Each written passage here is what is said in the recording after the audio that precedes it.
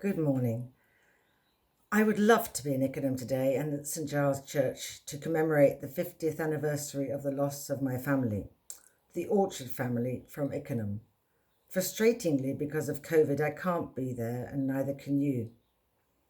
50 years ago today, Gloria, Derek and their three small children, Jacqueline, Michael and Anthony, aged just 12, 9 and 7, lost their lives in an air crash when their plane landed in Rijeka on the island of Kirk in former Yugoslavia. They were going on holiday abroad for the first time as a family. It was to see Mummy and Daddy's island, the island of Kirk, where Gloria, my aunt, and Derek met and fell in love. So it was with horror and shock that anyone who knew the Orchards, who were an integral part of the community, learned of the tragedy. Their loss left a gaping hole in the village and in my family. Their loss is one that has never gone away. As a family, it is something that simply never ever went away. My father, Gloria's older brother, Courtney Lloyd, who turned 102 this May, has probably missed them more than any of us.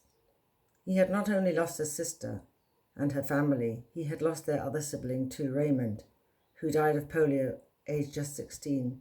We are, today, their only surviving direct relatives. But we are not the only people who remember them. This online service today, and I'm wondering what my Aunty Gloria would think of this, as so much has changed since 1971.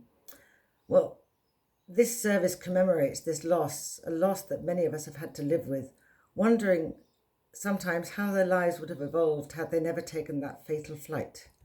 But we have to remember them as they were, an ordinary, happy family who lived at 18 Ivy House Road, who were much involved in village life and who I have now found out had many friends who had missed them too over the years.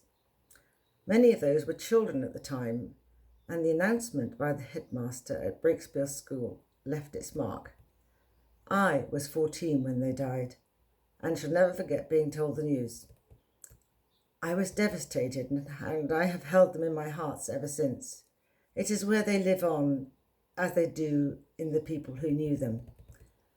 I shall never forget either the funeral service 50 years ago in this very church. It was so packed, people had to stand up.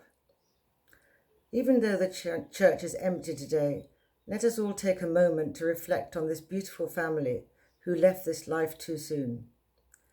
I hope too that next year, when COVID is under control, we can all meet here to celebrate their lives together properly as they deserve. Rest in peace, Gloria, Derek, Jacqueline, Michael and Anthony. You have never been forgotten. Thank you.